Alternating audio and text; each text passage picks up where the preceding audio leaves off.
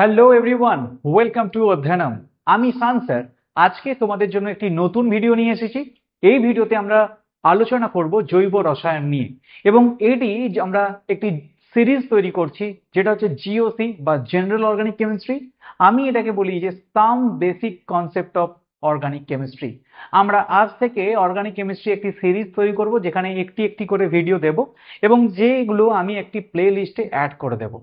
কারণ কি হয়, জেনারেল অর্গানিক কেমিস্ট্রি বা some basic concept of organic chemistry এই যে জায়গাগুলো আছে, যেটি স্পেশালি ক্লাস 11 এর সেকেন্ড সেমিস্টারে আছে, এই জায়গাগুলো কভার আপ যদি না করতে পারি তাহলে পরবর্তীকালে আমরা জীবনের যে কোনো স্টেজে যাই না কেন, যেখানে কেমিস্ট্রি আছে সেখানে কিন্তু অর্গানিক কেমিস্ট্রি আছেই, সেখানে অর্গানিক কেমিস্ট্রি কিন্তু মনে রাখতে খুব বড্ড অসুবিধা হবে। কারণ এই জায়গাটা হচ্ছে কি একটা ভিত তৈরি করে, যেমন একটা বাড়ির ভিত তৈরি হয় আগে, তারপরে দোতলা তিনতলা চারতলা বানানো হয়, ঠিক সেরকমই জিওসি হচ্ছে একদম কেমিস্ট্রি, অর্গানিক কেমিস্ট্রি একদম ভিত। বেশিরভাগ স্টুডেন্টরা এই জিওসি কে ভয়ে মুখস্থ করে বেরিয়ে যায় ঠিকই, তার ফলে ক্লাস 12 বা ক্লাস 11 পরীক্ষাতে নাম্বার হয়ে যায়, কিন্তু ইন ফিউচার বড্ড প্রবলেমের সম্মুখীন হয়। আর আমাদের অধ্যয়নের টার্গেট একটাই, যে তুমি মজা করে পড়ো, তুমি এনজয় করে পড়ো, তুমি ভালোবেসে পড়ো, কারণ আমরা ভালোবেসেই পড়াই। সবসময় সময় মতো হয়তো ভিডিও দেওয়া হয়ে ওঠে না, কারণ আমরা হাজারো কাজে ব্যস্ত থাকি, আমরা শুধুমাত্র একটাতেই বিজি থাকি না। তাই জন্য চেষ্টা করি যে জায়গাগুলো বাচ্চাদের বেশি প্রবলেম হয় সেই জায়গাগুলোকে আগে কভার আপ করতে, দেন বাকিগুলো কভার আপ করতে। তো আজকের এই ভিডিওটা দেখো, এই ভিডিওটা আইইউপিএসসি নোমেনক্লেচারের আগের ভিডিও, যেখানে আমরা অর্গানিক কেমিস্ট্রি একদম বেসিক মানে এই জায়গাটা ক্লিয়ার করে নিলে এবারে ঢুকতে খুব ইজি হবে। ক্লিয়ার? তো বেশি কথা না বাড়িয়ে একদম শুরু করছি আজকে some basic concept of organic chemistry. তো প্রথমে আমরা যদি বেসিক কনসেপ্ট যাই, তার আগে জানা উচিত যে অর্গানিক কম্পাউন্ড বা জৈব যৌগ কাকে বলে। দেখো, জৈব যৌগ কাকে বলে এই কথাটা বলতে গেলে একটু ইতিহাস জেনে রাখা দরকার। ইতিহাসটা কিরকম ছিল, যে একদম প্রাচীনকালে অনেক পুরনো সময়ে তখন কিন্তু আহ জৈব যৌগ সম্পর্কে কনসেপ্টটা আলাদা ছিল। তখন বিজ্ঞানীরা বলতেন যে জৈব যৌগ হচ্ছে সে ধরনের যৌগ, যে যৌগগুলি প্রাণীজ বা উদ্ভিজ বা অ্যানিমেল বা যে কোনো সজীব পদার্থ থেকে পাওয়া যায়, এবং যে পদার্থকে আমরা ল্যাবে তৈরি করতে পারি না, মানে ল্যাবরেটরিতে সিনথেসিস করতে পারি না, সেই যৌগগুলো শুধুমাত্র আমাদের বডির মধ্যে মানে প্রাণীজ বডির মধ্যে, প্রাণীজ শরীরের মধ্যে থাকতে পারে, তাকে বলা হয় জৈব যৌগ। এটা পুরনো কনসেপ্ট অনুযায়ী। এবং ওনারা একটা কথা বললেন যে প্রাণীজ পদার্থে তৈরি হয় মানে মানে যে কোনো সজীব পদার্থে তৈরি হয় সেই কম্পাউন্ড, মানে যেটা ল্যাবে তৈরি করা যায় না। এর মানে আমাদের বডিতে যে তৈরি হচ্ছে বা উদ্ভিজ বডিতে তৈরি হচ্ছে বা যে কোনো সজীব পদার্থের দেহে তৈরি হচ্ছে, তার মানে এখানে একটা ভাইটাল ফোর্স থিওরি কাজ করে। তো এইটা ল্যাবে তৈরি করা যায় না, তাই ল্যাবে আমরা জৈব যৌগকে তৈরি করতে পারি না। এই যে কনসেপ্টটা, এই কনসেপ্টটা ছিল ওল্ড কনসেপ্ট, মানে প্রাচীন কনসেপ্ট। দেখো, দিন এগোচ্ছে, সমাজ এগোচ্ছে, বিজ্ঞান এগোচ্ছে, তো ধীরে ধীরে এই কনসেপ্টেরও পরিবর্তন ঘটলো। এবং এই কনসেপ্টের পরিবর্তন কে প্রথম নিয়ে এলো না? ফ্রেডরিচ ওলার।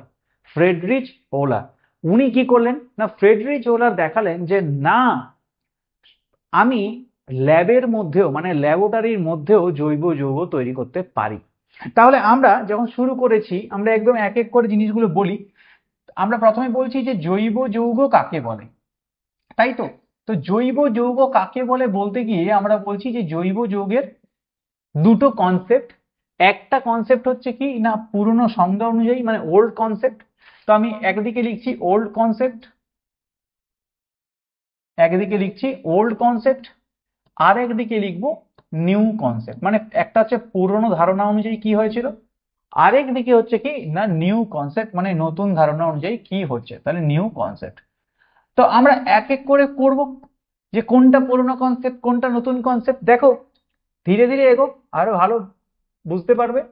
এবং দেখো, ভিডিওটার শেষ পর্যন্ত দেখো, নইলে কোনো জায়গাতে স্কিপ করলে কিছু বুঝতে পারবে না। আমি একদম কোর জায়গা থেকে করাচ্ছি, একদম একদম গোড়া থেকে। যে যে কিছু জানে না আমি তাকে ভেবে পড়াচ্ছি, যে কিচ্ছু জানে না অর্গানিক কেমিস্ট্রির জানে না, ঠিক আছে, আমি সেই রকম লেভেলে পড়ানোর চেষ্টা করছি। তো আমরা প্রথমে যে নিউ কনসেপ্টটা পড়বো, সেই নিউ কনসেপ্টটাতে দেখো কি ছিল। সরি, আমরা প্রথমে ওল্ড কনসেপ্ট পড়ছি। ওল্ড কনসেপ্টটাতে দেখো যে কি ছিল। ওল্ড কনসেপ্ট মানে কি বলছে, যে সমস্ত যৌগ, যে সমস্ত যৌগ কি বলেছে, যে সমস্ত যৌগ সজীব পদার্থে উৎপন্ন হয়, সজীব পদার্থ, সজীব পদার্থ যেমন ধরো কি, সজীব পদার্থ যেমন ধরো উদ্ভিদ, মানে যে কোনো লিভিং অর্গানিজম, ঠিক আছে, সজীব পদার্থ বা উদ্ভিজ, উদ্ভিজ বা ধরো প্রাণীজ। তো যে সমস্ত যৌগ সজীব পদার্থ উদ্ভিজ বা প্রাণীজ শরীরে তৈরি হয়, শরীরে উৎপন্ন হয় বা তৈরি হয়, আমি তৈরি লিখছি, তৈরি হয়, তৈরি হয়, তাকে বলা হয়, তাকে বলা হয়, বলা হয় জৈব যৌগ। এটা পুরনো কনসেপ্ট অনুযায়ী তাকে বলা হয় জৈব যৌগ। এবং ইহা, এবং ইহা ল্যাবরেটরিতে, ল্যাবরেটরিতে সিনথেসিস করা যায় না, মানে ল্যাবে আমরা তৈরি করতে পারবো না, সিনথেসিস করা, সিনথেসিস করা যায় না। তাহলে যে সমস্ত যৌগ সজীব পদার্থ উদ্ভিজ বা প্রাণীজ শরীরে তৈরি হয় বা তাদের থেকে পাওয়া যায় এবং যা ল্যাবরেটরিতে তৈরি করা যায় না, মানে আমি ল্যাবে তৈরি করতে পারবো না, সেই অনুযায়ী সেটা হচ্ছে যে জৈব যৌগ বলা হয়। এবং এটা কি অনুযায়ী, না এটা হচ্ছে ওল্ড কনসেপ্ট অনুযায়ী, ঠিক আছে। এবং এর জন্য তাহলে কি দরকার, একটা ভাইটাল ফোর্স দরকার। যে ভাইটাল ফোর্সটা কোথায় পাওয়া যায়, যে ভাইটাল ফোর্সটা এই যে সজীব পদার্থ বা উদ্ভিজ বা প্রাণীজ শরীরে তৈরি করা যায়, তার মানে এদের শরীরেই একটা ভাইটাল ফোর্স কাজ করে। এবং যা বলেছে যে ল্যাবে সিনথেসিস করা যায় না। কিন্তু এর পরবর্তীকালে একজন বিজ্ঞানী ফ্রেডরিচ হোলার, উনি কি করলেন, বিজ্ঞানীর নাম কি, ফ্রেডরিচ,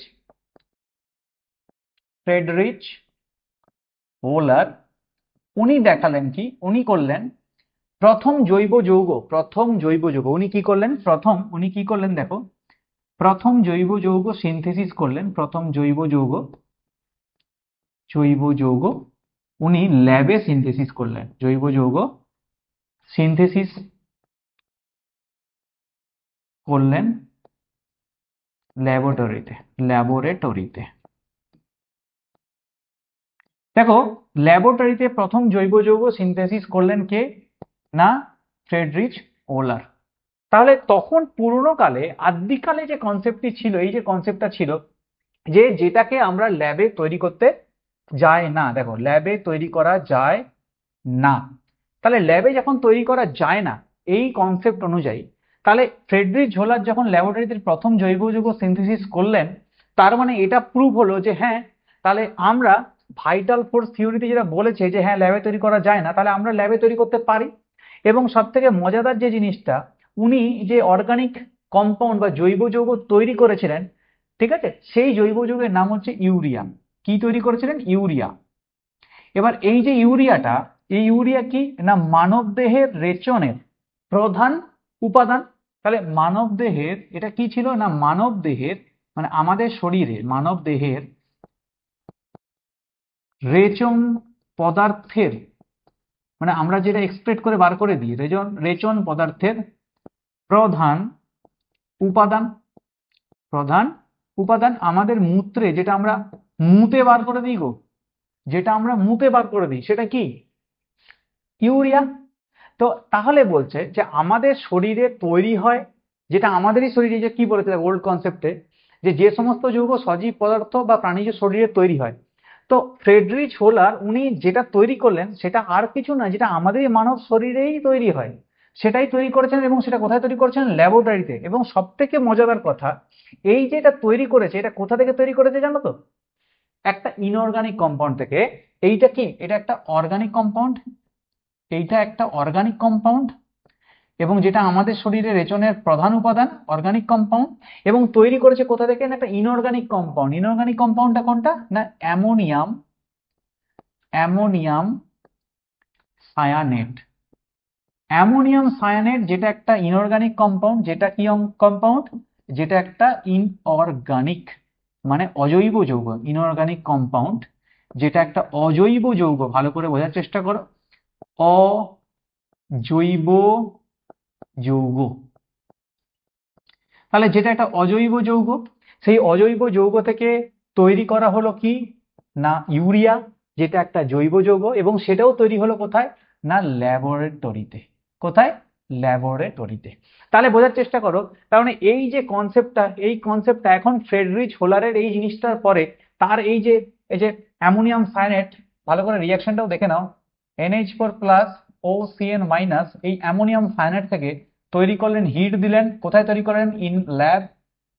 কি করলেন উনি? তৈরি করলেন urea, NH2 C double bond ও NH2, এটা হচ্ছে কি ইউরিয়া।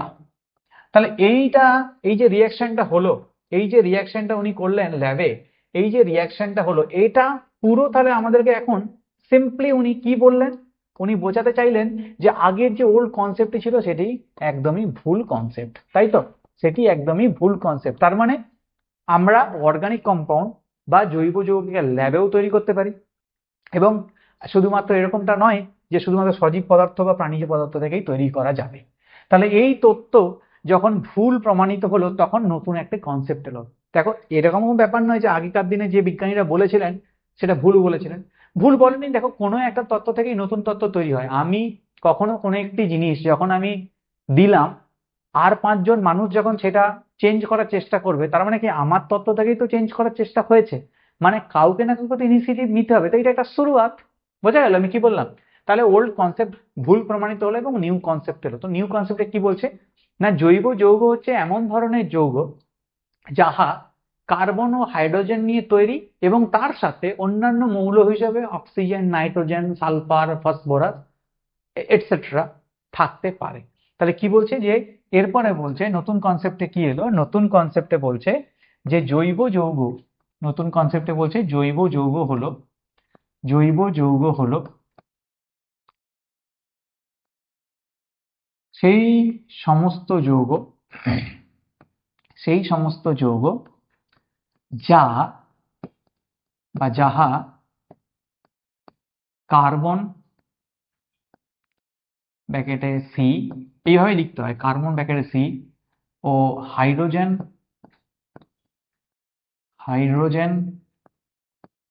ব্র্যাকেটে এইচ দিয়ে তৈরি এবং এর সহিত অন্যান্য মৌল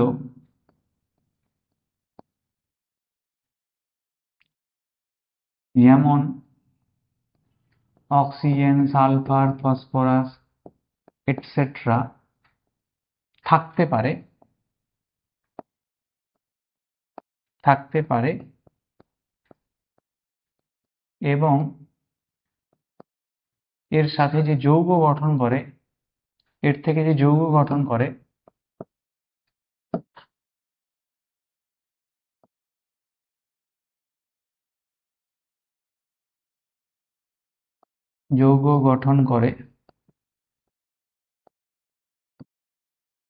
তাকে জৈব যৌগ বলে। তাহলে নতুন কনসেপ্টে বলছে যে কার্বন হাইড্রোজেনের সাথে যুক্ত হয়ে এবং তার সাথে অন্যান্য কোনো মৌলও যদি যুক্ত হয়, যেমন অক্সিজেন, সালফার, ফসফরাস এটসেট্রা যা কিছু, সেগুলো নিয়ে যে যৌগ তৈরি করে তাকে বলা হয় জৈব যৌগ। তাকে কি বলা হয়?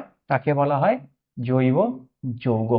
এবার দেখো, এই যে জৈব যৌগ কথা বললাম, তাহলে জৈব যৌগকে রসায়নের যে শাখাতে আলোচনা করা হয় তাকেই বলা হয় জৈব রসায়ন। তাহলে আমাদের এই যে অর্গানিক কেমিস্ট্রি আমরা পড়ছি, অর্গানিক কেমিস্ট্রিকে বাংলায় কি বলে গো? জৈব রসায়ন। বাংলায় বলা হয় জৈব রসায়ন। তাহলে যে শাখায়, মানে রসায়ন বা কেমিস্ট্রি যে শাখায়, জৈব রসায়ন, তাহলে অর্গানিক কেমিস্ট্রি পড়ছি, জৈব রসায়ন, তাহলে যে শাখায় আমরা অর্গানিক কম্পাউন্ড বা জৈব যৌগ নিয়ে আলোচনা করব তাকেই বলা হয় জৈব রসায়ন, তাই তো? তাহলে আমরা কি বলতে পারি? তাহলে বলতে পারি যে রসায়নের যে শাখায়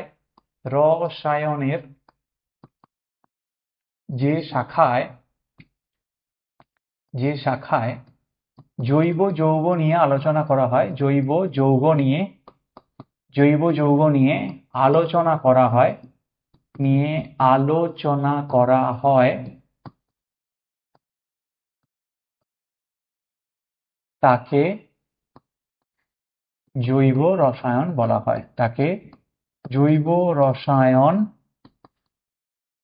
বলে।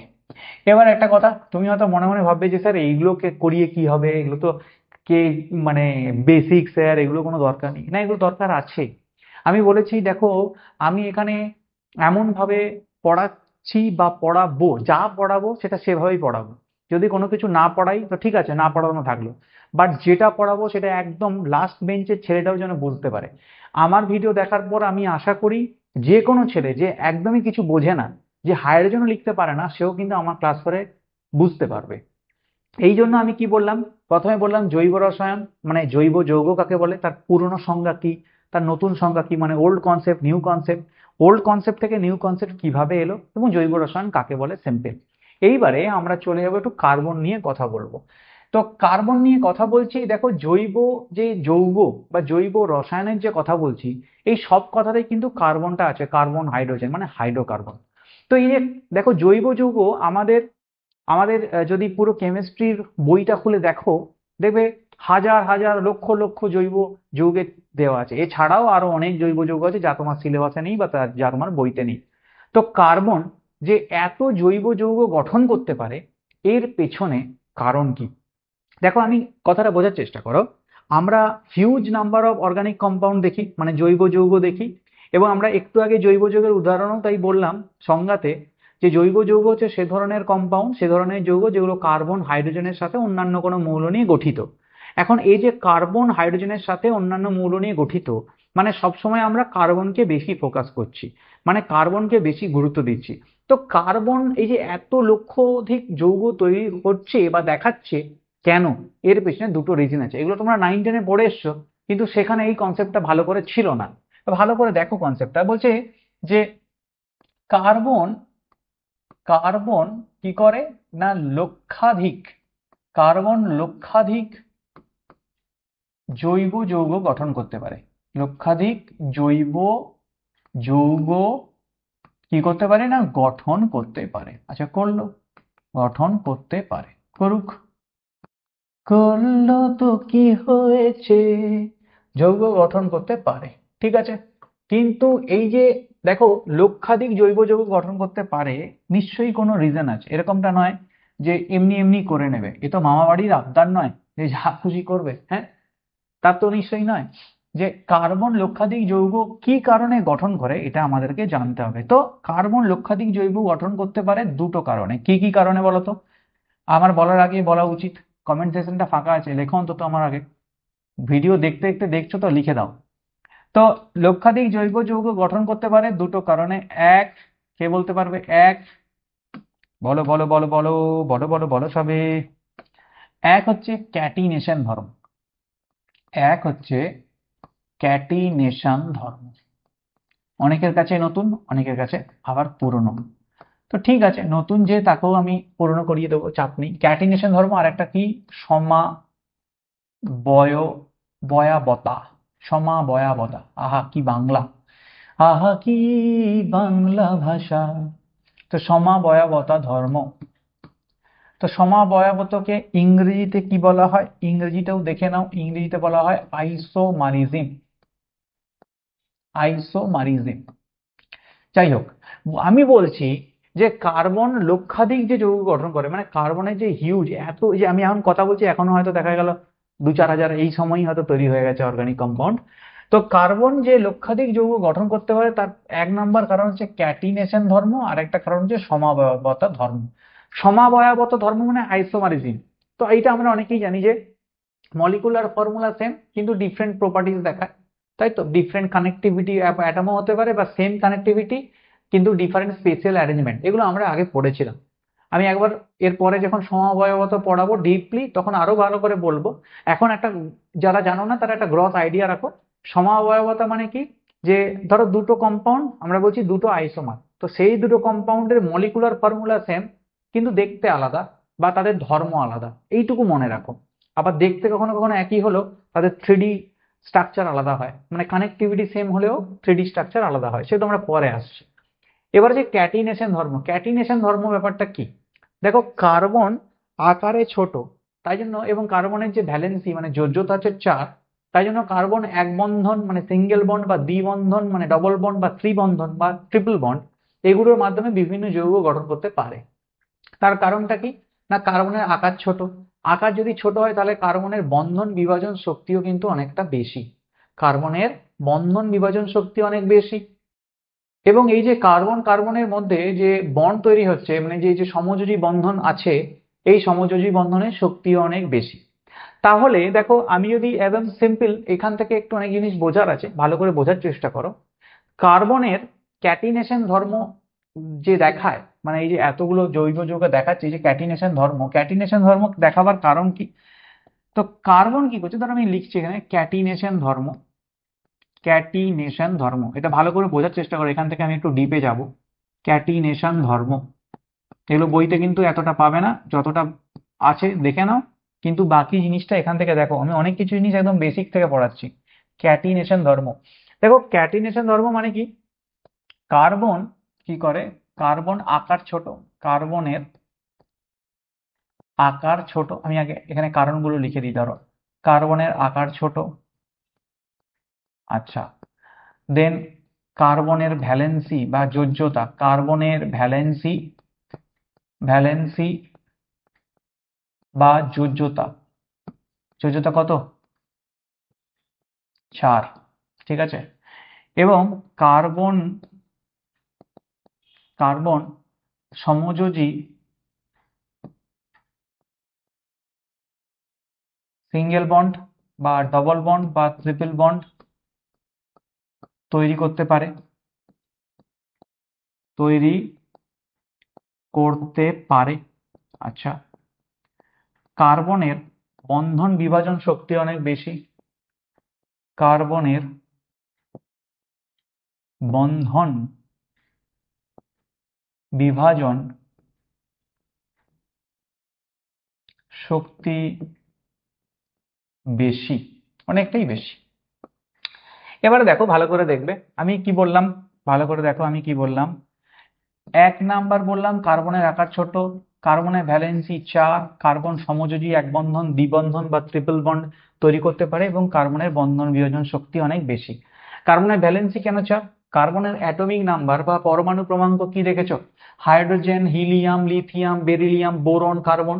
তাহলে কার্বনের অ্যাটমিক নাম্বার, যদি আমি কার্বন লিখি এখানে সি, অ্যাটমিক নাম্বার কত? অ্যাটমিক নাম্বার বা পরমাণু ক্রমাঙ্ক, পরমাণু ক্রমাঙ্ক, বাংলা মিডিয়ামে যারা আছো তাদের জন্য কিন্তু আমার ভিডিও কোনো অসুবিধা হওয়ার কথা নয়, আবার ইংলিশ মিডিয়ামের ছেলে মেয়েদেরও কোনো অসুবিধা হওয়ার কথা নয়। অ্যাটমিক নাম্বার বা পরমাণু ক্রমাঙ্ক কত? না 6। এটাকে ভাঙলে কিভাবে ভাঙি? 2,4, তাহলে শেষ কক্ষপথে 4টে আছে, তাই হচ্ছে ভ্যালেন্সি 4। এই জন্য বলা হয় চতুর্যোজ্যতা দেখায়। আর বন্ড কিরকম ভাবে তৈরি করে ও কার্বন, এই যে কার্বন, এবং প্রত্যেকের মধ্যে অ্যাঙ্গেল কি থাকে? 109 ডিগ্রি 28 মিনিট। জিওমেট্রিক কি দেখায়? জিওমেট্রিক 4টে সিগমা বন্ডে জিওমেট্রিক কি দেখায় বলো, বলো। তো জিওমেট্রি কি দেখায় বলো, কমেন্ট সেকশনে কমেন্ট করে বলো জিওমেট্রি কি দেখায়। যাই হোক, আমরা ক্যাটিনেশন ধর্মতে কারণগুলো দেখলাম। একটা হচ্ছে কার্বনের আকার ছোট, কার্বনের ভ্যালেন্সি 4, কার্বন সমযোজী এক বন্ধন দ্বিবন্ধন বা ত্রিবন্ধন তৈরি করতে পারে এবং কার্বনের বন্ধন বিভাজন শক্তি বেশি। এই যে জিনিসটা আমরা পড়লাম, এই কারণটা কি বললাম, যে এর ফলে কার্বন লক্ষাধিক জৈব তৈরি করতে পারে এবং সেখানে আমরা সমবয়বতার কথাও বললাম। একদম সিম্পল ভাবে বললাম সমবয়বতাটা, কিন্তু কারণ এরপরে আমরা এটা ডিপলি আরো পড়বো। সমবয়বতা মানে আইসোমারিজম, বলছে মলিকুলার ফর্মুলা সেম, মানে একই আণবিক সংকেত বিশিষ্ট কিন্তু ভিন্ন ধর্মের যৌগসমূহকে বলা হয় সমবয়বতা। তাহলে কার্বন এই যে এত জৈব যৌগ দেখাচ্ছে, সেগুলোর কারণ কি? না ক্যাটিনেশন ধর্ম এবং সমবয়বতা ধর্ম। এবারে এই যে কার্বনকে নিয়ে এত প্রায়োরিটি দিচ্ছি, বারবার বলছি কার্বন কার্বন কার্বন, এরকম করে বলছি না, সেই হয় না, সেই দেবে খেলাতে দেখায় ধনী ধনী কার্বন কার্বন। তো কার্বনকে এত যে আমরা প্রায়োরিটি দিচ্ছি, তো কার্বনকে নিয়ে একটু দেখতে হয়। তো আমি বেশ কিছু জিনিস নিয়ে একটু কথা বলবো, সেই কথাগুলো ধীরে ধীরে অল্প অল্প করে গভীরে যাব, তাহলে জিনিসগুলো ক্লিয়ার হবে। পরবর্তীকালে কোনো জায়গাতে কোনো প্রবলেম হওয়ার কথাই না। ঠিক আছে, দেখো আমরা যদি কার্বনের কথা বলি, আমরা কার্বনকে ফোকাস করেছি, তো কার্বন লিখলাম। ঠিক আছে, ভালো করে দেখে নাও, কার্বন লিখলাম, কার্বনের ব্যাকেটে লিখলাম সি। ঠিক আছে, তো ভালো করে দেখো স্টেপ বাই স্টেপ, অনেক কিছু গভীরে যাচ্ছি। আচ্ছা, কার্বনের অ্যাটমিক নাম্বার কত গো? কার্বনের অ্যাটমিক নাম্বার হচ্ছে, দেখো কার্বনের অ্যাটমিক নাম্বার বা পরমাণু ক্রমাঙ্ক হচ্ছে 6। ঠিক আছে, আচ্ছা তাহলে ইলেকট্রনিক কনফিগারেশন কার্বনের কি হবে? আমি লিখে দিই এখানে ইলেকট্রনিক কনফিগারেশন। ইলেকট্রনিক মানে ইলেকট্রনের বিন্যাস, তাই তো? Electronic configuration, electronic configuration. Okay, তো ইলেকট্রনিক কনফিগারেশন কি হবে? কি হবে লেখো, আমার বলার আগে লেখা উচিত, আমার বলার আগেই লেখা উচিত, না লিখে শুধু ভিডিও যদি দেখো, ওই শুধু ভিডিও দেখাই হবে, স্ক্রল করবে, স্কিপ করবে, দেখেই চলে যাবে, কিচ্ছু লাভ হবে না। যে কোনো ভিডিও আমার দেখো, রাম সাম যদু মধু যারই ভিডিও দেখো, দেখো দেন বসো ক্লাসটা করতে, প্রথম 5 মিনিট 10 মিনিট দেখো, ভালো না লাগলে স্কিপ করো, সেটা পরের কথা। নাহলে সারাদিন স্কিপ করে গেলাম, এটাও ভালো লাগলো না, ওটাও ভালো লাগলো না, তো তোমাকে কেউই ভালো লাগাতে পারবে না। বুঝতে পারলে? এত টিচার যদি তোমার ভালো লাগাতে না পারে, তাহলে তোমার কেউই ভালো লাগাতে পারবে না, এটা ধরেই নাও, কেউ ভালো লাগাতে পারবে না তোমাকে আর। তাহলে ইলেকট্রনিক কনফিগারেশন কি হবে? দেখো আমরা জানি কি ইলেকট্রনিক কনফিগারেশন হয় 1s2, 2 হলো, তারপরে 2s2, 2 2 4 হলো, দেন 2p2, তাই তো? এবার এটাকে যদি ভেঙে নিই, দেখো 1s, এটা ধরো 1s, এটা ধরো 2s, এটা ধরো 2p। ঠিক আছে, তো 2p তে কটা অরবিটাল থাকে? 3টে, 1 2 3। এবার এটা হচ্ছে কি 2px, এটা 2py, এটা 2pz। ঠিক আছে, এবারে বলা যায় 6টা, মানে অ্যাটমিক নাম্বার 6, তাহলে ইলেকট্রন দেখো 1s2, 2s2, 2p2, তাহলে এখানে একটা, এখানে একটা। ঠিক আছে, এই রুলগুলো নিশ্চয়ই সবাই জানো, আউটবাউ রুল, হুনস রুল, হ্যাঁ, পাউলি এক্সক্লুশন প্রিন্সিপাল, এগুলো সবাই জানো নিশ্চয়ই। আচ্ছা, এইবারে এই যে দেখো, এই যে ইলেকট্রনিক কনফিগারেশন লিখলাম, এইবারে এটা ধরো গ্রাউন্ড স্টেটে, মানে একটা নর্মাল যখন কার্বন থাকে, এবার কার্বন যখন এক্সাইটেড হয় তখনই কিন্তু সে বন্ড গঠন করতে পারে বা হাইব্রিড অরবিটাল করতে পারে। কার্বন নিজে থেকে স্টেবল থাকলে কিছু করতে পারবে না, বাতাসে আছে সে কি কিছু করছে? যদি কার্বন এক্সাইটেড হয় তখন সে যৌগ গঠন করতে পারে, নর্মাল তাহলে নর্মাল কার্বন আছে। তাহলে এই যে যেটা বললাম এটা হচ্ছে গ্রাউন্ড স্টেটে, আমি বলছি এই যে এটা, এই যে ইলেকট্রনিক কনফিগারেশন, এটা কোন স্টেটে? না গ্রাউন্ড স্টেট। কোন স্টেট? না গ্রাউন্ড স্টেট, এখন স্টেবলই আছে, গ্রাউন্ড স্টেট। এবার যখন এক্সাইটেড স্টেটে যাবে তখনই কিন্তু সে হাইব্রিড অরবিটাল তৈরি করতে পারবে বা হাইব্রিডাইজেশনে পার্টিসিপেট করতে পারবে। কিরকম ভাবে দেখো তো, দেখো যখন এক্সাইটেড স্টেটে যায় তখন 2s এর একটা ইলেকট্রন, যেহেতু 2p র একটা জায়গা ফাঁকা, 2s এর একটা ইলেকট্রন 2pz এ ট্রান্সফার করে। গ্রাউন্ড স্টেটে কিচ্ছু করে না, গ্রাউন্ড স্টেটে নর্মাল যেটা দেখালাম সেটা। এক্সাইটেড স্টেটে যখন যায়, ধরো এক্সাইটেড স্টেটে গেল, যখন হাইব্রিড অরবিটাল গঠন করার চেষ্টা করবে, এক্সাইটেড স্টেটে গেলে তখন কিভাবে হয় না 2s এর একটা ইলেকট্রন চলে যায়, 2s এর বাইরের অরবিটাল, 2s এর একটা ইলেকট্রন চলে যায় 2pz এ, কারণ হাফ ফিল্ড করার জন্য। কিরকম হয় তখন? তখন কিরকম হয় দেখো, এই 1s ছিল, দুটো ইলেকট্রন, দুটো ইলেকট্রনই দিলে, এই হচ্ছে 2s আর এই হচ্ছে 2p, তার মধ্যে 2p ভাগ ছিল 2px, 2py and 2pz। এখানে একটা ইলেকট্রন এখানে চলে গেছে, আগে এখানে একটা একটা করে ছিল, এই যে একটা ইলেকট্রন গেছে সে এইখানে 2pz এ পৌঁছে গেছে। তাহলে যখন ইলেকট্রনিক কনফিগারেশনের কথা বলছি, যখন সে গ্রাউন্ড স্টেট ছিল তখন কিচ্ছু ছিল না, কিচ্ছু না, নর্মাল 1s2, 2s2, 2p2। কিন্তু যখন সে এক্সাইটেড স্টেটে গেল, অনেক সময় বইতে এগুলো থাকে, ঠিক করে তো ভাষাগুলো লেখা থাকে না, তো তোমরা ঘাবড়ে যাও, ঘাবড়ানোর কিন্তু কিচ্ছু নেই, ব্যাপারটা দেখো। আমি যখন বললাম গ্রাউন্ড স্টেটে, গ্রাউন্ড স্টেটে 1s2, 2s2, 2p2ই ছিল, পিতে দুটো তো দুটো দিয়েছি, 2px এ একটা, 2py তে একটা। এক্সাইটেড স্টেটে কি বলছে যে 2s এর একটা ইলেকট্রন 2pz এ ট্রান্সফার হবে, তো 2s এর একটা ইলেকট্রন 2pz এ ট্রান্সফার হওয়া মানে কি একটা একটা একটা করে 2p তে থাকবে। এখন দেখো এই যে 1s 2s 2p, দেখো 2s এ একটা, 2p তেও একটা একটা একটা করে আছে। তাহলে ধরো আমি একটা এক্সাম্পল দিচ্ছি, ধরো সাপোজ আমি বলছি মিথেনের ক্ষেত্রে বলছি, ঠিক আছে? ধরো আমি সাপোজ মিথেনের কথা বলছি। মিথেনকে আমি কিভাবে লিখি? CH4। মিথেনকে আমি লিখি CH4, তো আমি ধরো এইভাবে লিখছি CH, এখানে H, এখানে H। তো প্রথম বন্ধনটা কি সিগমা হয়, তাহলে এগুলো প্রত্যেকটাই কি সিগমা, এটা প্রত্যেকটা সিগমা সিগমা সিগমা সিগমা। তো 4 সিগমা 0 পাই, এটা হলে কি হয়? এটা হলে কি হয়? sp3 হাইব্রিডাইজড, sp3 হাইব্রিড, ঠিক? এবার এই যে বলি যে sp3 হাইব্রিড যে হচ্ছে, এটা কি করে হচ্ছে? এই যে sp3 হাইব্রিড হচ্ছে, এটা কি করে হচ্ছে? sp3 হাইব্রিড যে হচ্ছে, এটা কি করে হচ্ছে বলো? কি করে হচ্ছে sp3 হাইব্রিড বলো? sp3 হাইব্রিড কি করে হচ্ছে দেখো, ভালো করে দেখার চেষ্টা করো। sp3 হাইব্রিড যে হচ্ছে, sp3 হাইব্রিড যে হচ্ছে, এই এস আর তিনটে পি, এই এস পি, এই যে এস আর তিনটে পি মিলে হয় sp3। এই একটা 2s এর এস আর 2px 2py 2pg একটা একটা করে হলে হয় sp3। হাইব্রিডাইজেশন যদি দেখি, হাইব্রিডাইজেশন আমরা অলরেডি 11 এর ফার্স্ট সেমিস্টারে পড়ে এসেছি। তাও হাইব্রিডাইজেশন মানে কি ছিল?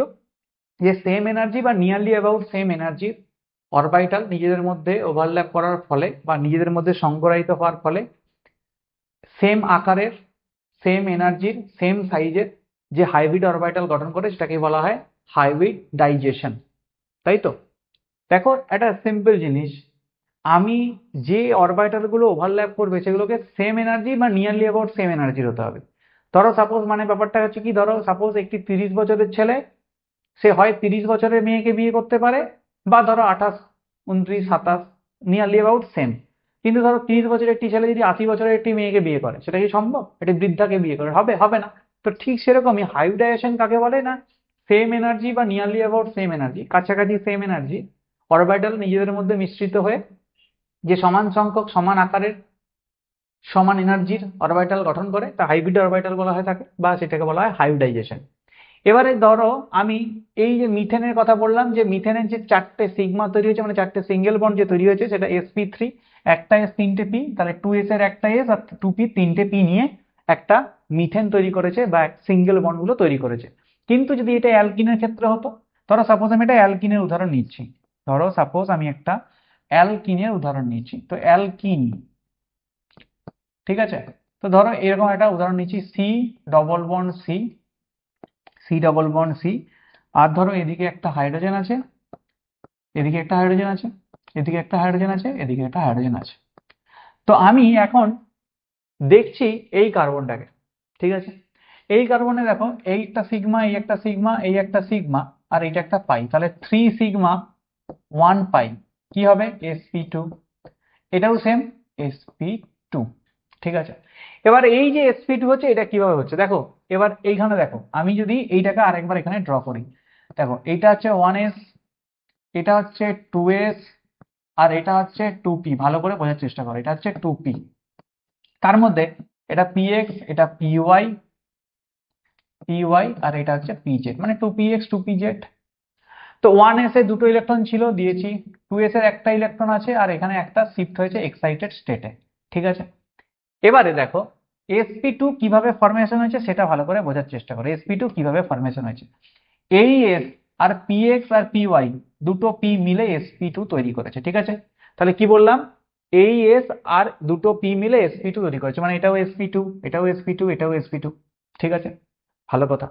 তাহলে দেখো, এই আমি কিন্তু সব সিগমা বন্ডগুলোর কথা বললাম, পাই বন্ড নিয়ে কোনো কথাই বলিনি, পাই বন্ড নিয়ে আমি কোনো কথাই বলিনি। এখানে যখন এই যে এস দুটো, 2s এর একটা ইলেকট্রন আর 2p দুটো নিয়ে যখন sp2 তৈরি হয়েছে, দেখো sp2 তৈরি হয়েছে, এবং এখানে যেটা ফাঁকা আছে সেটা হচ্ছে pz। এখানে কি ফাঁকা আছে? pz, pz ফাঁকা। আচ্ছা, p অরবিটাল দেখতে কেমন? p অরবিটাল দেখতে হচ্ছে যে ডাম্বেল শেপ, তাই তো? তো p অরবিটাল এটা কিন্তু ফাঁকা, pz ধরো এটা। এই দুটো পিজেড দেখো, যখন সিগমা বন্ড তৈরি হয় সেটা হচ্ছে head to head, sigma bond তৈরি হয় হেড টু হেড, ঠিক আছে? হেড টু হেড ওভারল্যাপের ফলে। কিন্তু পাই বন্ড তৈরি হয় পাশাপাশি ওভারল্যাপ, পার্সিয়ালি ওভারল্যাপ করছে পাশাপাশি, ঠিক আছে? পাশাপাশি ওভারল্যাপ করছে, পার্সিয়ালি পাশাপাশি ওভারল্যাপ করছে। দেখো এখানে পিজেড পিজেড নিজেরা পার্সিয়ালি ওভারল্যাপ করে কি তৈরি করছে না, পাই বন্ড। তাহলে বোঝা গেল sp2 ফরমেশনটা। sp2 ফরমেশনে এই s আর দুটো px আর py, মানে px আর py মিলে sp2, কিন্তু এখানে যে পাশাপাশি ওভারল্যাপ করেছে পিজেড, দুটো পাশাপাশি এভাবে ওভারল্যাপ করার ফলে কি তৈরি করেছে, পাই বন্ড। ঠিক আছে, এইভাবে চুড়ি যখানে কি, চুড়ির আওয়াজ পাচ্ছ? যাই হোক, আমি চুড়ি পরিনি, তো আমি উদাহরণ দেওয়ার জন্য বললাম মজা করে। তাহলে কি বললাম, তাহলে এই যে পিজেড অরবিটাল খালি আছে, এই পিজেড নিজেদের মধ্যে ওভারল্যাপ করে তৈরি করেছে পাই বন্ড। তাহলে আমরা মোটামুটি কার্বন নিয়ে একটু কথা বলার চেষ্টা করলাম। এবারে অ্যালকাইন কিভাবে হয় সেটা নিজেরা বার করো। অ্যালকাইনের ক্ষেত্রে বার করো, আমি অ্যালকিনটা করিয়ে দিলাম, তোমরা অ্যালকাইনটা বার করো। তাহলে আমরা দেখলাম যে কার্বনের ক্ষেত্রে আমরা ডিফারেন্ট হাইব্রিডাইজেশন দেখলাম। আচ্ছা, অ্যালকাইনের হাইব্রিডাইজেশনটা তো আমরা জানি, অ্যালকাইনের হাইব্রিডাইজেশনটা অন্তত করে নি। অ্যালকাইন, অ্যালকাইনের হাইব্রিডাইজেশন কি হয়, অ্যালকাইন, তাহলে কি হয়, সি ট্রিপল বন্ড সি, এখানে একটা হাইড্রোজেন, এখানে একটা হাইড্রোজেন, সেখানে কি হয়, সেখানে কি হয়, এইটা একটা সিগমা, এটা একটা সিগমা, দুটো সিগমা দুটো পাই, মানে কি হয় গো, sp, তাই তো? আচ্ছা আচ্ছা, এবারে ভালো করে বোঝার চেষ্টা করো এবং ভালো করে একটুখানি পার্টিসিপেটও করো। এবারে দেখো মিথেনের ক্ষেত্রে sp3 হাইব্রিডাইজ, তো sp3 হাইব্রিডাইজডে পার্সেন্টেজ অফ এস ক্যারেক্টার কত গো, পার্সেন্টেজ অফ এস ক্যারেক্টার কত, পার্সেন্ট অফ এস ক্যারেক্টার কত, তো 3 × 4 মানে 25 আর 75, এটা কিভাবে বার করতে হয় জানো তো, পার্সেন্ট এস ক্যারেক্টার। sp3 মানে ধরো এটা টোটালটা 100, তাহলে পার্সেন্ট অফ এস ক্যারেক্টার কত, মানে 3টে পি আর একটা এস মিলে 100%, তাহলে এটা 25%। তাহলে পার্সেন্টেজ অফ এস ক্যারেক্টার হচ্ছে এখানে 25% sp3 এর ক্ষেত্রে। sp2 এর ক্ষেত্রে কত হয়, percentage of S character, percentage of S character কত হয় বলো, মানে দুটো এস একটা, সরি দুটো পি একটা এস মিলে হচ্ছে যে 100, ঠিক আছে? তাহলে একটার জন্য কত হবে, 33.33%, এরকম কিছু একটা হবে। এসপির ক্ষেত্রে 50%, তাহলে পার্সেন্টেজ অফ এস ক্যারেক্টার 50%। দেখো এই পার্সেন্টেজ অফ এস ক্যারেক্টার কার বার করছি, কার্বনেরই তো বার করছি। এই পার্সেন্টেজ অফ এস ক্যারেক্টার বার করে আমি কিন্তু অনেক কিছু বলে দিতে পারি একটা কম্পাউন্ড সম্পর্কে। আমি পার্সেন্টেজ অফ এস ক্যারেক্টার দেখে অনেক কিছু বলে দিতে পারি একটা কম্পাউন্ড থেকে। যেমন ধরো আমি আরো একবার বলছি, আরো একবার লেখাচ্ছি, আরো একবার লিখছি। দেখো অ্যালকেনের ক্ষেত্রে, দেখো অ্যালকেন, অ্যালকেনের ক্ষেত্রে, অ্যালকেনের ক্ষেত্রে কি হচ্ছে, অ্যালকেনের ক্ষেত্রে হাইব্রিডাইজেশন কি হচ্ছে, হাইব্রিডাইজেশন, হাইব্রিডাইজেশন। আচ্ছা, তারপরে কি বলছি, অ্যালকিনের ক্ষেত্রে, দেখো এত সুন্দর করে বলে দেব না, কেউ তোমাকে ভোলাতেও পারবে না। অ্যালকিনের ক্ষেত্রে হাইব্রিডাইজেশন, আর অ্যালকেন, অ্যালকিন আর অ্যালকাইন, অ্যালকাইনের ক্ষেত্রে হাইব্রিডাইজেশন, ঠিক আছে? আচ্ছা, তাহলে কি বললাম, অ্যালকেনের ক্ষেত্রে sp3, তারপরেরটা sp2, তারপরেরটা sp, একই জায়গায় ছায়ার তলায় আনার চেষ্টা করছে। আচ্ছা, পার্সেন্টেজ অফ এস ক্যারেক্টার, দেখো sp3 তে পার্সেন্টেজ অফ এস ক্যারেক্টার কত, 25%, পরেরটাতে percentage of S is equal to 33%, মানে 33.3%, আর তারপরেরটা percentage S is equal to 50%, 50%, very good, 50%। আচ্ছা, তাহলে আমি এই যে পাকামি মেরে এতগুলো কথা বললাম কেন, এই যে কেন পার্সেন্ট অফ এস ক্যারেক্টার এখানে বলছি, পার্সেন্ট অফ এস ক্যারেক্টার বলছি, পার্সেন্ট অফ এস ক্যারেক্টার কেন এত ইম্পর্টেন্স দিচ্ছি, কেন দিচ্ছি বলো, কেন দিচ্ছি, কেন দিচ্ছি ইম্পর্টেন্স, কেন ইম্পর্টেন্স দিচ্ছি, দেখো দেখো percentage of S character, percentage of S character decide করে, কি ডিসাইড করে, বলছে পার্সেন্টেজ অফ এস ক্যারেক্টার যত বেশি, পার্সেন্টেজ অফ এস ক্যারেক্টার যত বেশি, যৌগের, যৌগের আকার বা সাইজ তত কম, আকার তত কম, তত কম। কেন, দেখো percentage of S character, S যে অরবিটালটা নিউক্লিয়াসের সব থেকে কাছে, আগে এস, তারপরে পি, তারপরে ডি, তারপরে এফ, তো এই যে এস ক্যারেক্টারটা সব থেকে, মানে এস যেটা আছে অরবিটালটা সেটা নিউক্লিয়াসের সব থেকে কাছে, তার মানে পার্সেন্টেজ অফ এস ক্যারেক্টার বেশি, মানে কি সে সব থেকে বেশি নিউক্লিয়াসের দ্বারা আকৃষ্ট হচ্ছে। দেখো এস ক্যারেক্টার যত বেশি আকার তত কম, যত আকর্ষণ বল বাড়বে তত তার আকার তত ছোট হবে। এস ক্যারেক্টার যদি বেশি হয় তত আকার ছোট হবে, নিউক্লিয়াসের সামনেই আছে, আকর্ষণটা তার দিকেই যাবে। তাহলে এস ক্যারেক্টার যত বেশি যৌগের আকার তত কম, তাহলে এখানে এস ক্যারেক্টার যত বেশি তার আকার কম, তাহলে সব থেকে বেশি আকারে বড় কে? sp3। আচ্ছা, তারপরে sp2, তারপরে sp, মানে sp-র আকার সব থেকে কম। এবারে একটা কথা বলো, sp3 মানে কি? হিসেব মতো এটা সিঙ্গেল বন্ড, এখানে একটা ডবল বন্ড, এখানে একটা ট্রিপল বন্ড, তাই তো? এবারে দেখো, আকার যদি বড় বলি তাহলে বন্ধন দৈর্ঘ্যের মান কি হবে? বন্ধন দৈর্ঘ্যের যদি হিসেবে দেখাও তাহলে পার্সেন্টেজ অফ এস ক্যারেক্টার, ভালো করে বোঝার চেষ্টা করো, পরীক্ষাতে এই জিনিসগুলো আসে। আমি পড়াচ্ছি মানে এত বেশি পড়াচ্ছি, তার মানে নিশ্চয়ই এখানে গুরুত্ব আছে। তাহলে পার্সেন্টেজ অফ এস ক্যারেক্টার যত বেশি, যত বেশি বন্ধন দৈর্ঘ্য, বন্ধন দৈর্ঘ্য,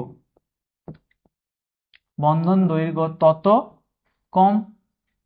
কেন? দেখো, বন্ধন দৈর্ঘ্য যদি এস ক্যারেক্টার বেশি, এস ক্যারেক্টার কার বেশি? এসপির বেশি।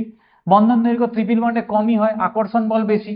এক্ষেত্রে দেখো সিঙ্গেল বন্ড আছে, তাহলে এক্ষেত্রেও এরকমই হবে, sp3 দেন sp2 দেন sp, তাহলে বন্ধন দৈর্ঘ্য এর সব থেকে কম, এর সব থেকে বেশি। এইবারে এই আকার আর বন্ধন দৈর্ঘ্য বাদ দিয়ে বাকি যা আছে তা কিন্তু এস ক্যারেক্টার বৃদ্ধির সাথে সাথে সেটাও বৃদ্ধি পায়। যেমন ধরো, পার্সেন্টেজ অফ এস ক্যারেক্টার যত বেশি বন্ধন বিভাজন শক্তি তত বেশি।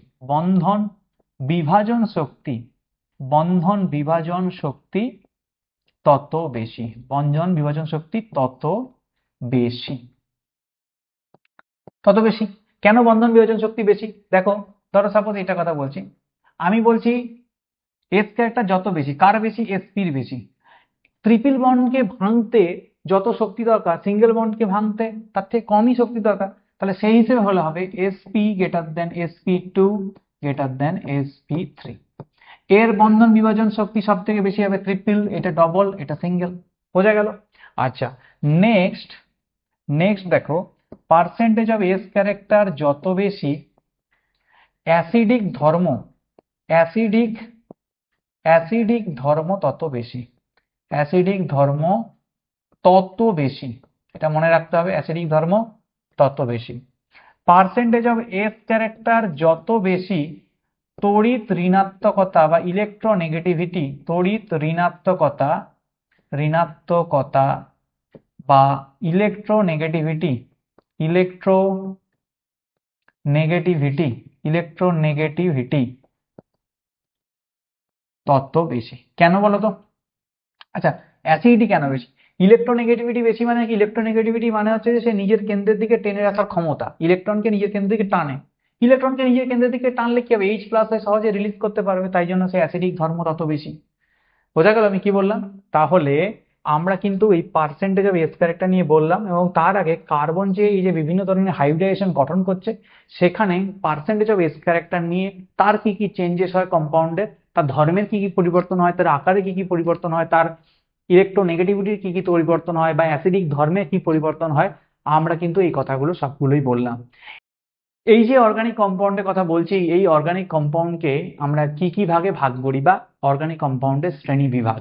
তো অর্গানিক কম্পাউন্ডের শ্রেণী বিভাগ ভেরি ভেরি ভেরি ইম্পর্টেন্ট, এবং আহ, খুব মজাদার জিনিস। একটুখানি এই জায়গাগুলো অনেক গুলিয়েও যায়, জিনিসটা সিম্পল কিন্তু গুলিয়ে যায়। তো জৈব যৌগ বা অর্গানিক কম্পাউন্ড লিখলাম, জৈব যৌগ বা বা অর্গানিক কম্পাউন্ড। ঠিক আছে, জৈব যৌগ বা অর্গানিক কম্পাউন্ড, ভালো কথা, লিখলাম। জৈব যৌগ বা অর্গানিক কম্পাউন্ডকে আমরা প্রথমে দুটো ভাগে ভাগ করি। কি কি দুটো ভাগে ভাগ করি বলো তো? কি কি দুটো ভাগে ভাগ হয় বলো? কি কি দুটো ভাগে ভাগ হয়? কি কি দুটো ভাগে ভাগ হয়? দেখো, ফার্স্ট যে ভাগটা সেটা কি? ফার্স্ট হচ্ছে, ফার্স্ট কি? অ্যালিফ্যাটিক, অ্যালিফ্যাটিক, আর একটা হচ্ছে সাইক্লিক। অ্যালিফ্যাটিক আর এটা হচ্ছে সাইক্লিক। এবারে অ্যালিফ্যাটিক মানে কি? অ্যালিফ্যাটিক মানে হচ্ছে শৃঙ্খল যুক্ত, ঠিক আছে? এবার এই যে অ্যালিফ্যাটিক বা কি বলবো, সাইক্লিকের কথা বললাম, এগুলোকে আবার বিভিন্ন ভাবে ভাগ করা যায়, একটা হচ্ছে অ্যালিফ্যাটিক আর একটা হচ্ছে সাইক্লিক। এবার এই যে সাইক্লিক, এটা আবার বিভিন্ন ভাবে ভাগ করি। কি কি ভাগে ভাগ করা যায়? কি কি ভাগে ভাগ করা যায়? সাইক্লিককে আবার বিভিন্ন ভাবে ভাগ করা যায়। কি কি ভাগে ভাগ করা যায় দেখো। দেখো, সাইক্লিকের প্রথম হচ্ছে যে হেটেরোসাইক্লিক আর একটা হচ্ছে হোমোসাইক্লিক। সাইক্লিককে দুটো ভাবে ভাগ করা যায়। প্রথমে হচ্ছে যে হোমোসাইক্লিক আর একটা হচ্ছে হেটেরোসাইক্লিক। তো আমি প্রথমে লিখছি হোমোসাইক্লিক, আর একটা হচ্ছে হেটেরোসাইক্লিক, হেটেরোসাইক্লিক। আচ্ছা, হোমোসাইক্লিক হেটেরোসাইক্লিক, আচ্ছা এক এক করে বলি। হোমোসাইক্লিক মানে হচ্ছে যে কার্বন দিয়েই তৈরি, মানে কার্বন আর হাইড্রোজেন ছাড়া আর কিচ্ছু থাকবে না। হেটেরোসাইক্লিক মানে কার্বন হাইড্রোজেন ছাড়াও অন্য কিছু মৌল থাকতে পারে, মানে মেইন চেনটাতে, রিং এর বাইরে না, রিং এর মধ্যে। সাইক্লিক মানে কি? সাইক্লিক মানে দুটো এন্ড জোড়া থাকবে।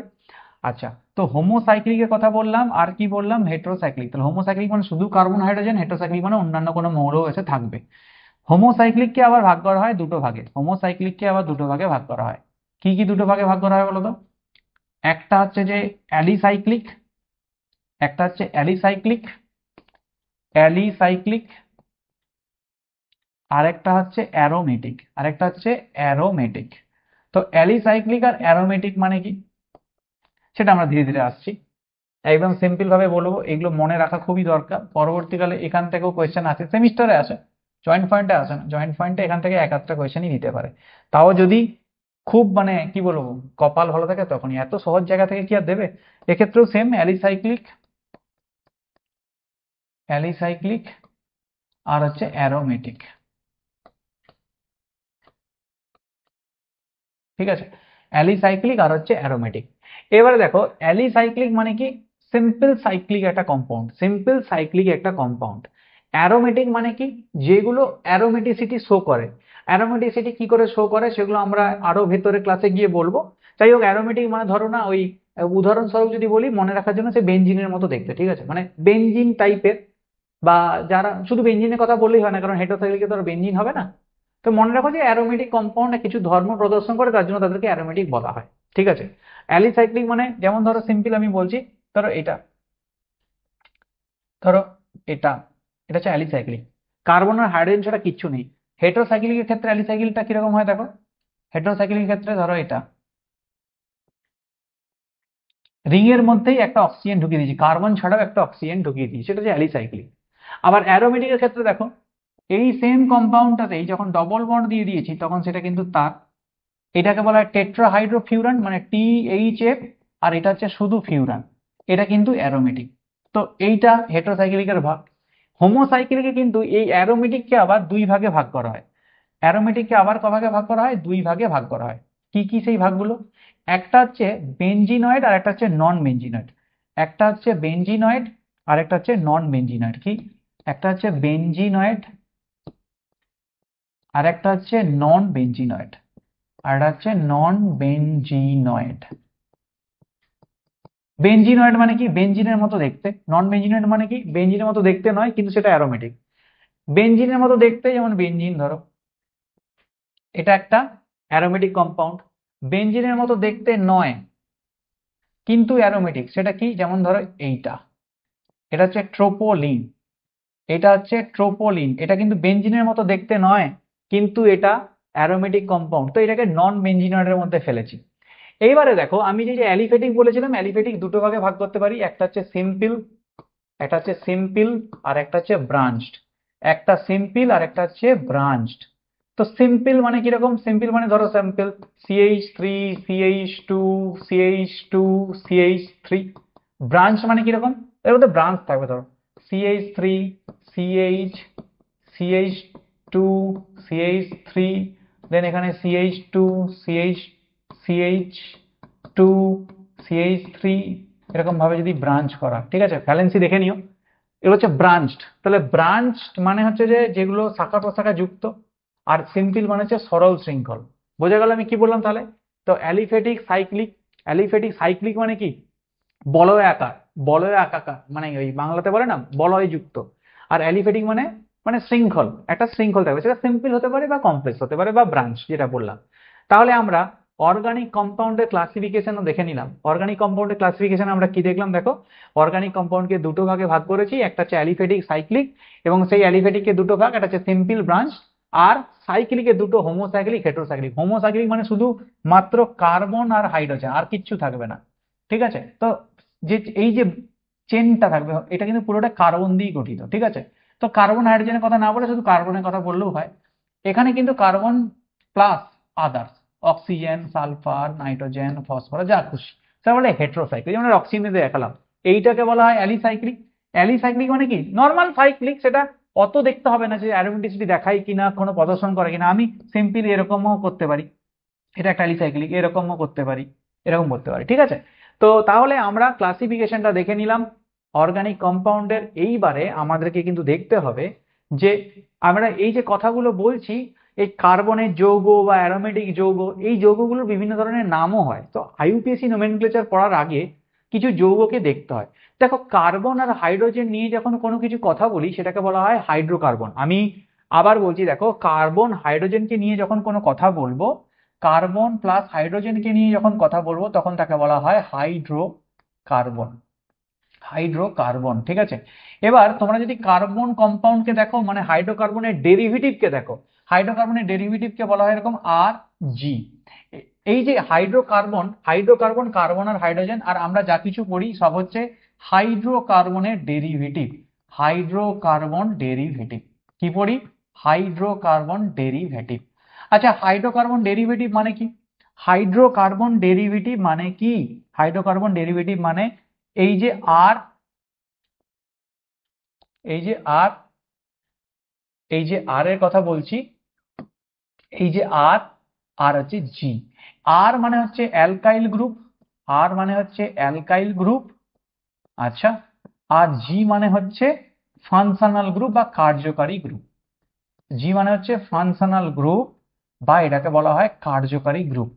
এবার দেখো আর গ্রুপ যেটা আছে, দেখো আমি আর গ্রুপটা সেমই রাখলাম, ভালো করে বোঝার চেষ্টা করো। ধরো আর গ্রুপটা সেম, এটা আর, আর সাথে হচ্ছে জি। দেখো আর গ্রুপ যেটা আছে, এই আর গ্রুপটা ডিনোট করে কম্পাউন্ডের ফিজিক্যাল প্রপার্টিজ বা ভৌত ধর্ম। কি ডিপেন্ড করে? ফিজিক্যাল প্রপার্টিজ বা ভৌত ধর্ম, ভৌত ধর্ম। কিন্তু ধরো জি গ্রুপ মানে এই যে জিটাকে বলছি ফাংশনাল গ্রুপ, দেখো ফাংশনাল গ্রুপ কিন্তু কি ডিনোট করে না কেমিক্যাল প্রপার্টি, কেমিক্যাল প্রপার্টি বা রাসায়নিক ধর্ম, কেমিক্যাল প্রপার্টি বা রাসায়নিক ধর্ম বা রাসায়নিক ধর্ম, ঠিক আছে। কেমিক্যাল প্রপার্টি বা রাসায়নিক ধর্ম কেমন? ধরো সাপোজ আমি OH লাগালাম, এই OH লাগালে কি হবে? অ্যালকোহল। আমি যদি আবার COOH লাগিয়ে দিই তখন কি হয়ে যাবে? সেটা অ্যাসিড। তো আমি একটা অ্যালকোহলের ধর্ম আর একটা অ্যাসিডের ধর্ম কি এক হবে? নিশ্চয়ই এক হবে না। তাহলে আমরা কি বললাম যে জি গ্রুপটা যেটা, যেটা ফাংশনাল গ্রুপ, সেটা কি করে না ফাংশনাল গ্রুপ চেঞ্জ করে কার? ফাংশনাল গ্রুপ চেঞ্জ করে কার?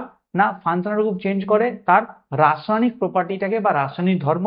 ফিজিক্যাল প্রপার্টিস কি করে না আর গ্রুপ মানে অ্যালকাইল গ্রুপ, এই আরটা হচ্ছে অ্যালকাইল গ্রুপ। ক্লিয়ার? আচ্ছা আমরা এই যে অর্গানিক কম্পাউন্ডের কথা বললাম, আমরা এই যে অর্গানিক কম্পাউন্ডের কথা বলেছি, এই অর্গানিক কম্পাউন্ডকে কিন্তু আরো এক ভাগে ভাগ করা যায়। কিভাবে? না স্যাচুরেটেড, আনস্যাচুরেটেড। অর্গানিক কম্পাউন্ডকে আরো দুই ভাগে ভাগ করা যায়। অর্গানিক কম্পাউন্ডকে আরো দুই ভাগে ভাগ করতে পারি। কিসের উপর ভিত্তি করে? না স্যাচুরেশনের উপর ভিত্তি করে। তো দুই ভাগে ভাগ করতে পারি, একটা হচ্ছে সম্পৃক্ত, সম্পৃক্ত বা স্যাচুরেটেড বা স্যাচুরেটেড, আর একটা হচ্ছে অসম্পৃক্ত বা আনস্যাচুরেটেড, আর একটা হচ্ছে অসম্পৃক্ত বা আনস্যাচুরেটেড। ব্যাপারটা কিরকম? ধরো স্যাচুরেটেড মানে হচ্ছে যেখানে কোনো ডবল বন্ড প্রেজেন্ট থাকবে না, সব সিঙ্গেল বন্ড। যদি অসম্পৃক্ত বা আনস্যাচুরেটেডের কথা বলি, আনস্যাচুরেটেডে একটা যদি মাল্টিপল বন্ড যদি লেগে যায়, হঠাৎ ডবল বন্ড লাগতে পারে বা ট্রিপল বন্ডও লাগতে পারে। ব্যাপারটা ঠিক বলতো, সে আলুর বস্তার মতো। ধরো এটা একটা বস্তা, এখানে অনেকগুলো আলু আছে, এই আলুগুলোর মধ্যে কোনো পচা আলু নেই, তাহলে এই বস্তাটা খুব ভালো বস্তা, ঠিক আছে। এটা পাইকার এসে 800 টাকা করে নিয়ে চলে গেল, ঠিক আছে। কিন্তু যদি এর মাঝে একটি পচা আলু ঢুকে যায় না, যদি সে একবার গন্ধ পেয়ে যায়, তখন সেই 800 টাকাটা 400 টাকা করে নেবে। বলবে একটাও যদি পচা আলু ঢুকে যায় পুরো বস্তাটাই কিন্তু সে খারাপ বলেই ভাববে। তো ব্যাপারটা ঠিক ধরো এটা পচা আলু মানে মাইন্ড, এটা কি মাল্টিপল বন্ড। যদি সব সিঙ্গেল বন্ড থাকে, যেমন ধরো সম্পৃক্ত CH2 CH3 CH2 CH2 CH3, এটা হচ্ছে একটা সম্পৃক্ত মানে স্যাচুরেটেড কম্পাউন্ড। আনস্যাচুরেটেড একটা ডবল বন্ড দিয়ে দাও, CH3 CH double bond CH CH3, তো এইগুলো হচ্ছে আনস্যাচুরেটেড কম্পাউন্ড। ঠিক আছে, তাহলে অর্গানিক কম্পাউন্ডকে আমরা বিভিন্ন ভাগে ভাগ করতে পারি, সেগুলো আমরা পুরোটাই বললাম। তাহলে আজকের ভিডিওতে আমরা মোটামুটি কার্বন সম্পর্কে একটু ফোকাস রাখলাম। কার্বন কি, কার্বনের হাইব্রিডাইজেশন কি, কার্বন কিভাবে হাইব্রিড গঠন করে, কার্বনের ক্লাসিফিকেশন মানে জৈব যৌগের ক্লাসিফিকেশন। নেক্সট ভিডিওতে আমরা চলে যাবো আইইউপিএসি নোমেনক্লেচার এবং তার আগে কিছু রেডিক্যাল সম্পর্কে কথা বলে নেব। তাহলে আশা করা যায় ভিডিওটি তোমাদের ভালো লাগবে। আর যদি ভালো লাগে তাহলে বন্ধু বান্ধবী যাতে দরকার আছে পাঠিয়ে দিও। আর যদি মনে হয় কোনো জায়গাতে তুমি বুঝতে অসুবিধা হচ্ছে তাহলে ভিডিওটা একবার রিওয়াইন্ড করে দেখো। তারপরে যদি কোনো কমেন্ট থাকে বা কোনো কোয়েশ্চেন থাকে তাহলে নিচে কমেন্ট সেকশনে অবশ্যই কমেন্ট করে জানিও। So thank you for watching this video. Stay tuned with অধ্যয়নম।